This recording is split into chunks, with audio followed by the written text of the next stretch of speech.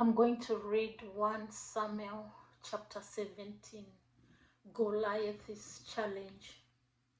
Now the Philistines gathered their forces for war at Soko in Judah, and they camped between Soko and Azekah in Ephes Damim.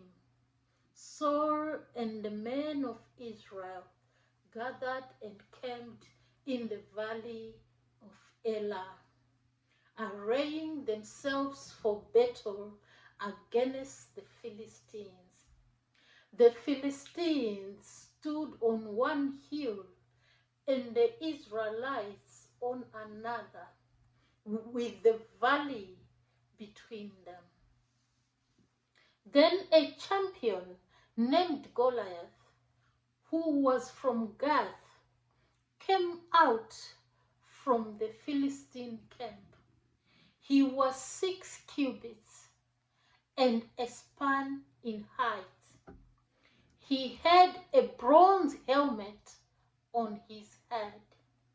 He wore a bronze coat of mail weighing 5,000 shekels, and he had armor of bronze on his legs, and a javelin of bronze slung between his shoulders. The shaft of his spear was like a weaver's beam, and its iron point weighed 600 shekels. In addition, his shield bearer went before him.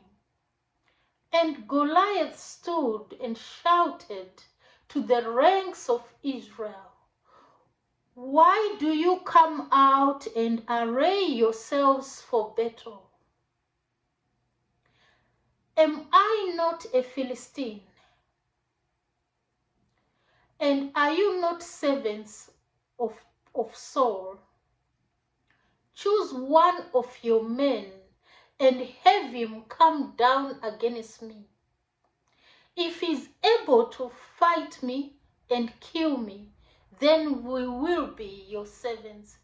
But if I prevail against him and kill him, then you shall be our servants and work for us." Then the Philistines said,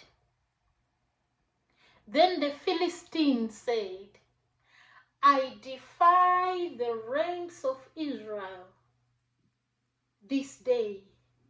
Give me a man to fight." On hearing the words of the Philistine, Saul and all the Israelites were dismayed and greatly afraid.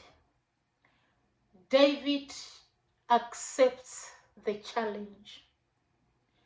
Now David was the son of a man named Jesse, a Ephrathite from Bethlehem of Judah, who had 8 sons. And in the days of Saul, Jesse was old and well along in years.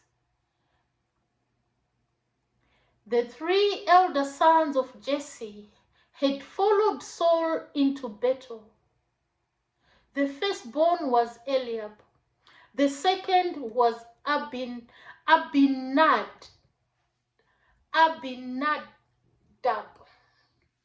and the third was Shammah, and David was the youngest.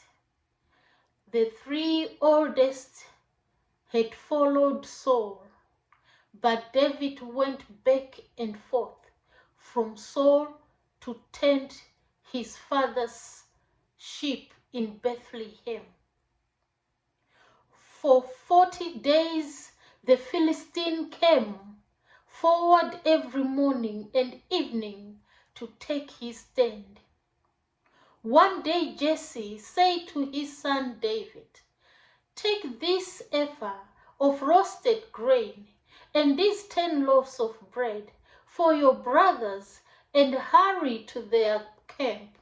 Take also these 10 portions of cheese to the commander of their unit. Check on the welfare of your brothers and bring back an assurance from them. They are with Saul and all the men of Israel in the valley of Elah, fighting against the Philistines. So David got up early in the morning, left the flock with a keeper, loaded up, set out as Jesse had instructed him. He reached the camp as the army was marching out to its position and shouting the battle cry. And Israel and the Philistines arrayed in formation against each other. Then David left his supplies in the care of the quartermaster and ran to the battle line. When he arrived, he asked his brothers how they were doing. And as he was speaking with them, suddenly the champion named Goliath, the Philistine from Gath, came forward from the ranks of the Philistines and shouted his usual words, which David also heard. When all the men of Israel saw Goliath, they fled from him in great fear. Now the men of Israel had been saying, "Do you see how this man keeps coming out to defy Israel? To the man who kills him, the king will give great riches, and he will give him his daughter in marriage and exempt his father's house taxation in Israel." David asked the men who were standing with him, "What will be done for the man who kills him?" Now when David's oldest brother Eliab heard him speaking to the men, his anger burned against David. "Why have you come down here?" he asked. "And with whom did you leave those few sheep in the wilderness? I know your pride and wickedness of heart. You have come down to see the battle." "What have I done now?" said David. Was it not just a question?" Then he turned from him toward another and asked about the offer. And those people answered him just as the first ones had answered. Now David's words were overheard and reported to Saul, who sent for him. And David said to Saul, "Let no man's heart fail on account of this Philistine. Your servant will go and fight him." So Saul replied, "You cannot go out against this Philistine to fight him. You are just a boy, and he has been a warrior from his youth." David replied, "Your servant has been tending his father's sheep, and whenever a lion or a bear came and carried off a lamb from the flock, I went after it, struck it down, and delivered the lamb from its mouth. If it reared up against me, I would grab it by its fur, strike it down, and kill it. Your servant has killed lions and bears. This uncircumcised Philistine will be like one of them, for he has defied the armies of the living God." David added, "The Lord who delivered me from the claws of the lion and the bear will deliver me from the hand of the Philistine." "Go," said Saul, "and may the Lord be with you." David slays Goliath. Then Saul clothed David in his own tunic, put a bronze helmet on his head, and dressed him in armor. David strapped his sword over the tunic and tried to walk, but he was not accustomed to them. I cannot walk in these, David said to Saul. I am not accustomed to them. So David took them off. And David took his staff in his hand, selected 5 smooth stones from the brook, and put them in a pouch of the shepherd's bag. And with his sling in hand, he approached the Philistine.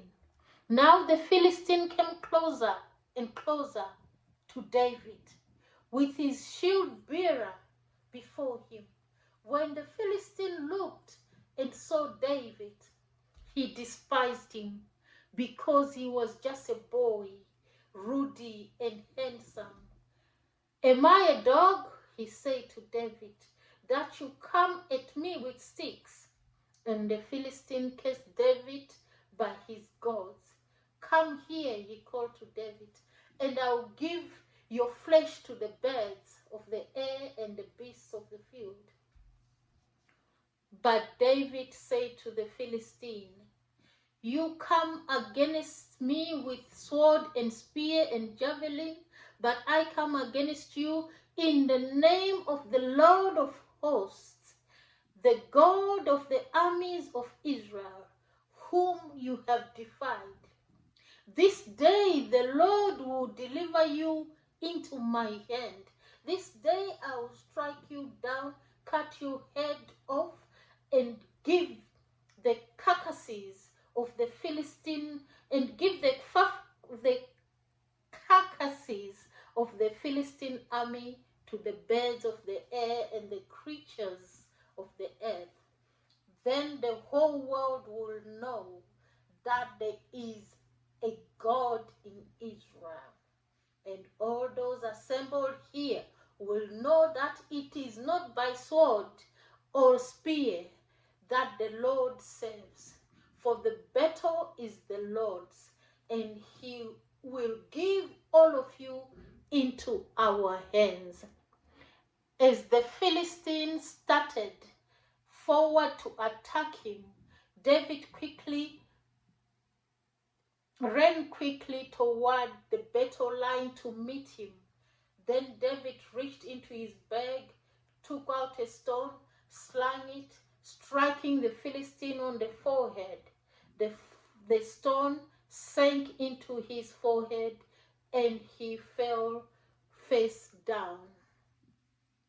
I will end here for now with the story of David and Goliath.